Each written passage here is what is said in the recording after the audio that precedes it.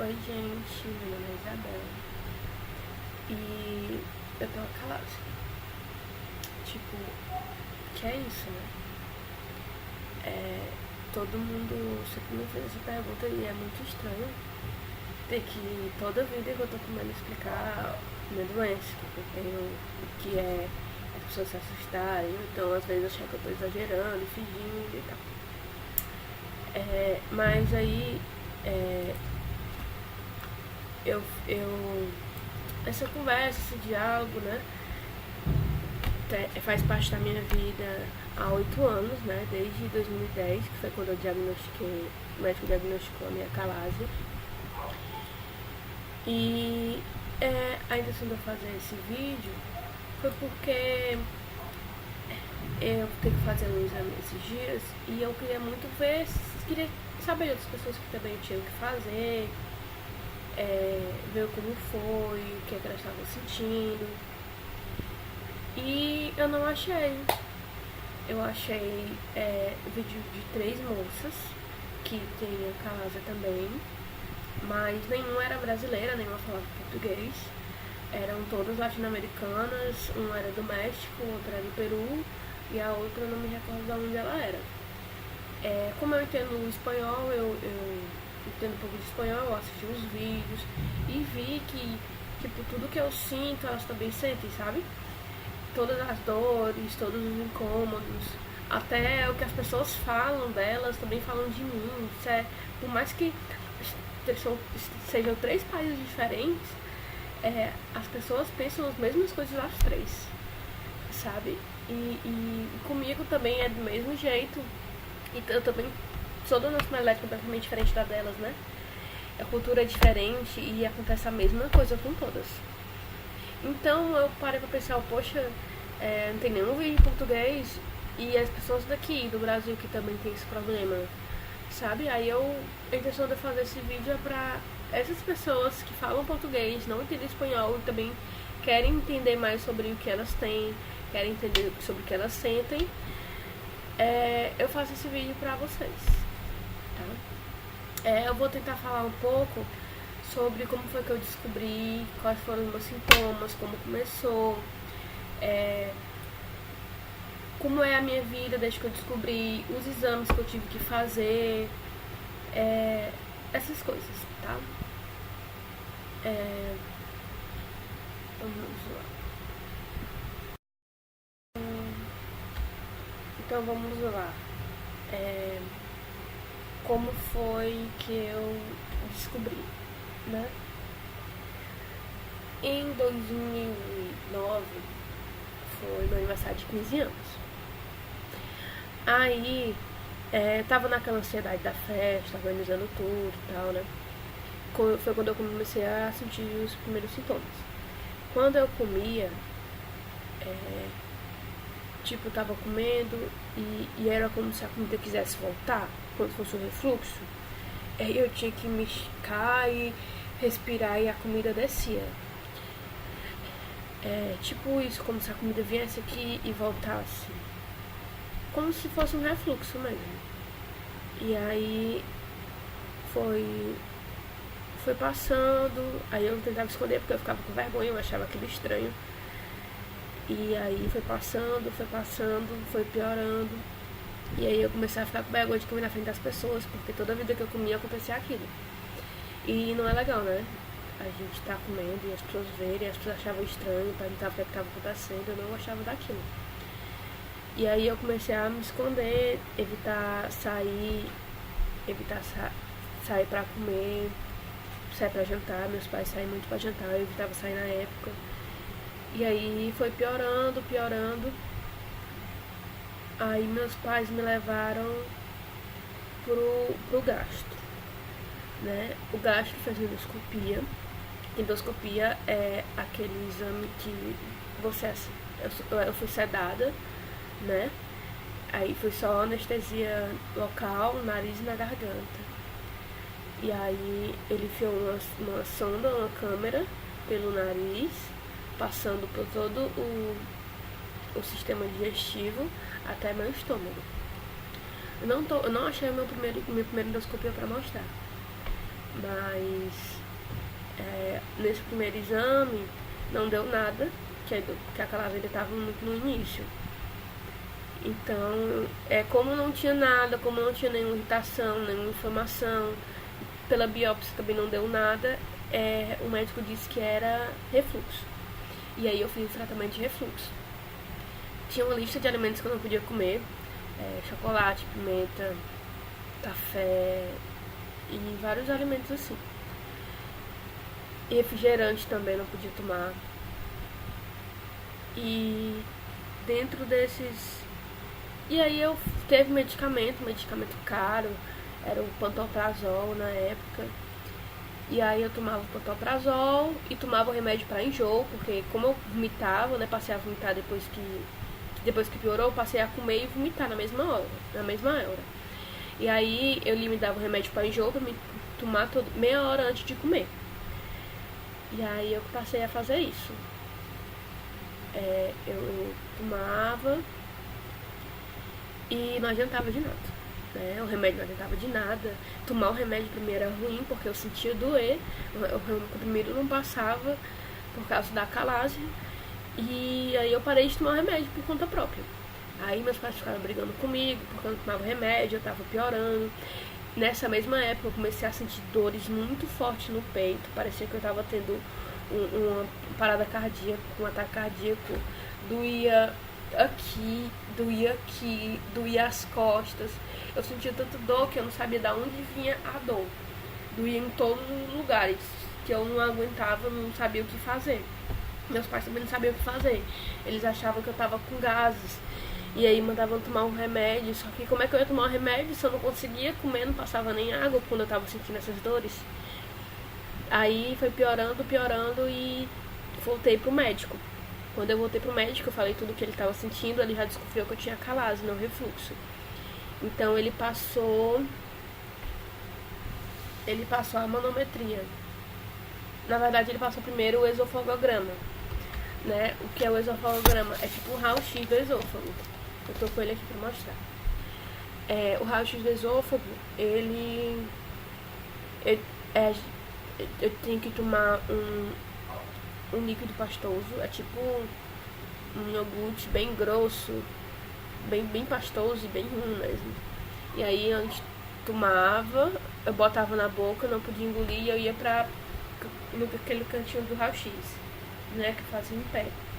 Aí eu ia, ele mandava eu engolir, e ele começava a bater fora do meu esôfago e tal, no raio-x. Aí de novo, tive que fazer isso várias vezes e tal. Aí aqui tá, ó, eu não sei se dá pra ver. Ó, isso é meu esôfago. O esôfago, o líquido ficou todo aqui, ó. A comida, o esôfago de uma pessoa normal, ele desce e vem pro estômago. E o meu fica todo armazenado aqui. Isso no de 2010. Ó, dá pra ver isso aqui também. Isso aqui é a deglutição. Isso aqui é na deglutição. Bati vários e todos dá pra ver que não era um esôfago normal. Tinha alguma coisa estranha. Tá vendo? Ele ficava virava tipo um funil. A comida aqui e aqui se fechava. Ó, se dá pra ver. Se fechava, um funilzinho. Né? Aí, na mesma hora desse que eu fiz esse exame, o radiologista achou bem estranho. E aí, isso eu tinha 15 anos, né? Não tinha completado 16 ainda. E aí eu recebi o laudo. O laudo do exame me disse que eu tinha não sei se dá pra ver direitinho. Deixa eu ler. Esôfago de curso e topografias normais, apresentando dilatação com líquido em estase. Chás é tipo parado. Esôfago terminal filiforme e bolha de ar no estômago pequena. Alterações compatíveis com a calase de esôfago e o megaesôfago, que é megaesôfago, né, que também é chamado. O megaesôfago na época não tinha, que megaesôfago é tipo uma coisa ruim que a calase causa, né, que a megaesôfago é quando o esôfago fica todo deformado, que é o que eu tenho hoje, depois de 8 anos.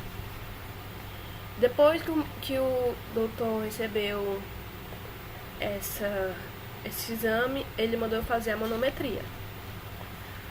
Manometria é um exame horrível. Pra mim, ele é horrível. Tem gente que não se importa em fazer ele, mas pra mim foi horrível. Porque primeiro que não pode ser sedado, não podia fazer dormindo, igual a endoscopia. E aí tem que ser sentada, tem que ser acordada.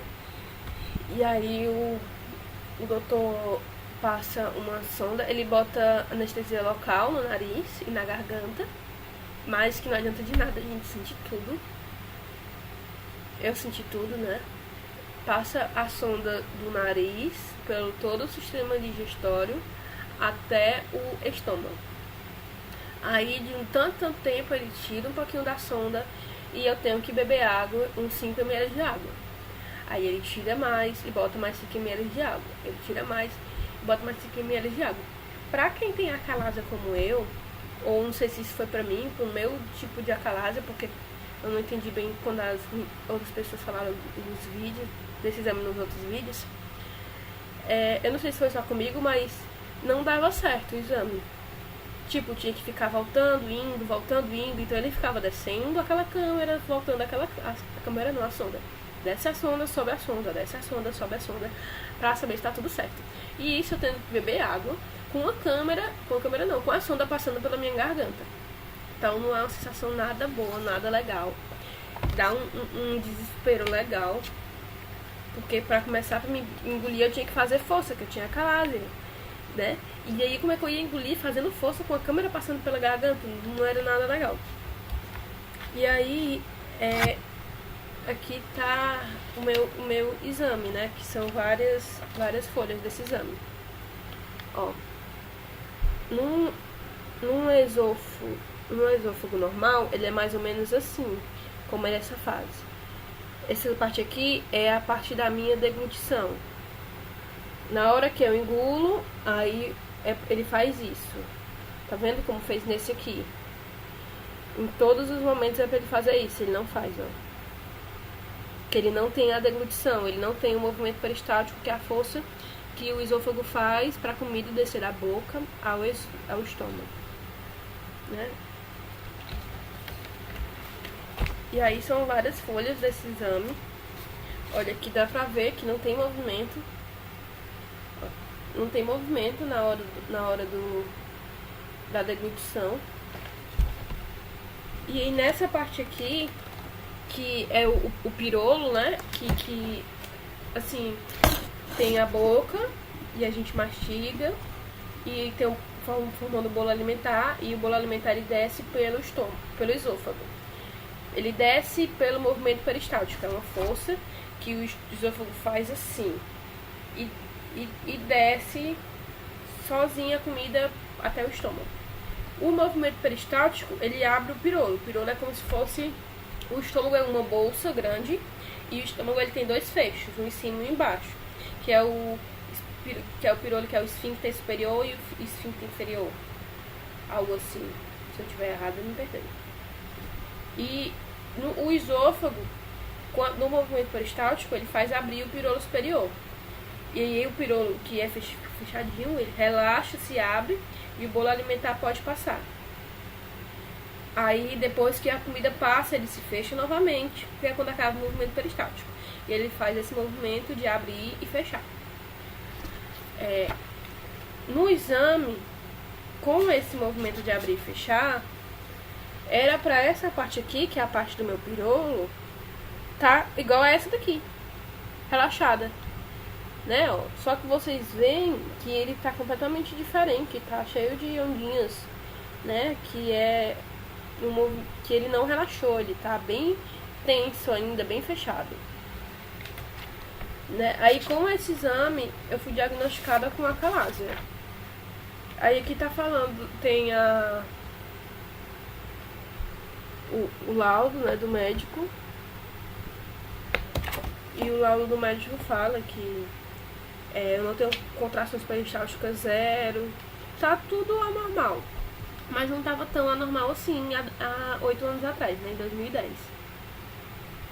Aí ele fala que o esfíncter inferior predominantemente intraabdominal com leve hipertonia, que é hipertonia que ele fica sempre fechadinho. Sem relaxamento após as deglutições. E aí a conclusão foi achados manométricos compatíveis com a acalásia vigorosa. Que aí foi quando eu descobri mesmo que eu tinha acalásia. Depois desse exame, ele mandou fazer mais outro exame, mas foi só um exame de sangue, pra saber se eu tinha a doença de Chagas. Porque a acalásia, quem tem doença de Chagas tem acalásia, mas nem todo mundo tem acalásia sem doença de Chagas. Isso foi em 2010. Isso foi começo de 2010, deixa eu ver a data. Foi em agosto de 2010. Depois desses exames, o médico falou que eu tinha que fazer um procedimento médico, que existiam 3 tratamentos para acalásia. Um era a cirurgia aberta, né, que era para quem tem um megaesôfago, que tem que cortar tudo e tirar a parte do esôfago mesmo. O outro era uma cirurgia endoscópica, que só faz alguns furinhos, e aí como o meu pirolo ele fica sempre tenso, sempre fechado, essa cirurgia iria cortar parte do pirolo para ele ficar, que é do esfíncter, né? Que ia ficar sempre aberto, sempre relaxado, e para a comida não voltar, ele ia dar tipo uma volta no estômago, algo assim. E o que eu fiz, né, que foi o procedimento do balão, que como o meu esfíncter ele fica sempre fechado, foi passado um balão esofágico da minha boca até o meu estômago, passando pelo pirolo. O balão foi passado fechado. Quando ele passou pelo pirolo, o balão abriu e ele saiu rasgando o esfíncter ficar sempre aberto. E aí tava assim, ficou assim, bem aberto. Aí no mesmo dia eu voltei do hospital, aí o procedimento ele tirou e botou o balão, inflou o balão e tirou o balão. Eu voltei no mesmo dia pra casa. Como eu tava anestesiada, eu não senti nada. Eu senti muita dor na hora da cirurgia, porque teve um momento que eu tive que acordar pra mim cuspir o sangue, porque ele saiu rasgando tudo, né? Eram músculos que estavam tensionados. Aí ele esticou os músculos à força, então rasgou todos os músculos. O esôfago também é um músculo, e a garganta também acaba indo junto. E aí eu tive que cuspir muito sangue, aí me sedaram de novo, dormi de novo, acordei na sala de espera, né? Na verdade eu não sei onde é que eu tava, que sentindo muita dor, e aí a enfermeira me deu mais remédio, dormi de novo. Quando eu acordei com o médico do lado, perguntando onde é que eu tava sentindo dor, e eu não conseguia falar, porque minha garganta doía muito. Eu só botei a mão na garganta, porque eu não conseguia falar, a garganta tava horrível, e aí ele me deu remédio que eu não lembro, eu sei que eu dormi de novo. Quando eu acordei depois, eu acordei sem dor, achando que tô bem, e tal. Aí voltei pra casa, fui tomar banho. Quando eu tomei banho, parecia que o efeito da anestesia tava saindo, eu comecei a me bater muito, tipo, aquele frio assim, parecia que tava menos 30 graus, e bati os queixos e não parava de me tremer. Me enxuguei e fui dormir. Quando eu acordei, além de eu estar com muita fome, né, que eu tive que passar muito tempo sem comer, eu passei quase 24 horas sem comer nada, nem sólido, nem líquido, porque pra fazer o procedimento não podia ter comida. E como eu tava com acalásia, a comida ficava toda retida no esôfago, então como é que eles iam fazer cirurgia com comida? Então eu tive que passar 24 horas sem comer. Aí eu fui lá e tava com muita fome, mas não conseguia comer. Passei, por estar tudo dolorido, eu passei quase, acho que foram uns 15 dias, se eu não lembro direito, comendo só sorvete, pudim. Aí depois era só sorvete, pudim, passava o dia com fome. E sempre fui gordinha, né? E depois comecei a comer creme de galinha, lasanha, comidas mais pastosas. E aí eu fui, depois de dias eu fui comer normal. Quando eu fui comer normal foi sim um alívio muito grande depois que eu fiquei pouco, porque eu não sentia mais nada. É como se eu não tivesse mais aquela asa. Eu comia normal. O problema é que com o procedimento do balão ele abriu, o esfíncter ele não fechava mais, né? É um músculo morto, um músculo duro. E aí a comida começou a voltar. Descia pro estômago, mas voltava. Eu comecei a ter refluxo. Além de acalado, ter refluxo. Aí eu tive que levantar minha cama 45 graus. Minha cama era assim, cama normal, minha cama ficou assim. E aí já melhorou 90%, né? Porque o pior era de noite. Porque por eu comer, às vezes, mesmo eu comendo uma hora antes de dormir, pela calada demorar a descer a comida ainda ficava lá no meu esôfago, né? Aí quando eu dormia, deitava, a comida toda voltava quando eu tava dormindo. Então eu vomitava dormindo. Mas aí depois que eu ajeitei a cama, levantei a cabeceira 15 centímetros, já melhorou assim 90%, né? E aí é só isso, ainda fiz mais exame, mas já tá com 20 minutos de vídeo e vai ficar muito grande, muito chato. E aí depois eu faço outros vídeos falando sobre o resto. Como foi depois, como foi que piorou, como foi o resto da minha vida, né? Como foi os outros 7 anos, né? E é isso. Obrigada, espero que vocês que tenham a calásia vendo esse vídeo, vocês vejam que vocês não são os únicos, né? Porque é muito chato você ter a calásia, as pessoas não acreditam no que você tem, acham que você está inventando. Inclusive eu tive que ir pro psicólogo nessa época que eu tinha 15 anos, né? 15, 16 anos. As pessoas não acreditavam no que eu tinha e eu ia fazer tratamento psicológico por causa que eu achava que era da cabeça, era psicológico, esse problema não era físico, né? E aí foi piorando e eu tive que ir no médico. Mas aí as pessoas fica todo mundo dando pitaco. Ah, você tem isso porque você toma muito refrigerante. Ah, você come só porcaria. Mas não é assim, nem os médicos dizem. Nem os médicos sabem o que eu tenho, por que alguém vai saber, né? É muito chato. Fica todo mundo, se você comer isso, você vai melhorar. Se você comer aquilo, você vai melhorar. Até o médico chegou pra mim, depois que eu descobri que tinha calásia, que ele disse que a minha alimentação, quem ia regrar era eu, não era ele. Porque eu que ia saber o que vai me fazer bem e o que vai me fazer mal. Tem dias que eu tô normal, como carne. Tem dias que eu não tô. Eu sei. Tem dias que eu não quero comer nada. Tem dias que eu como só comida pastosa. Porque depende muito de mim, de como tá meu esôfago. Entendeu? Então não é um médico que vai dizer o que eu posso comer e o que eu não posso comer. Ou não é meus pais, ou alguém da família, ou as pessoas que estão assim, que ficam me vendo comer, que sabem o que eu posso comer e o que eu não posso comer, né? Isso é bem chato, ficar todo mundo dando pitaco, tipo, você já tá passando mal, você já sentiu aquela dor ruim, ainda fica todo mundo falando que é isso ou aquilo.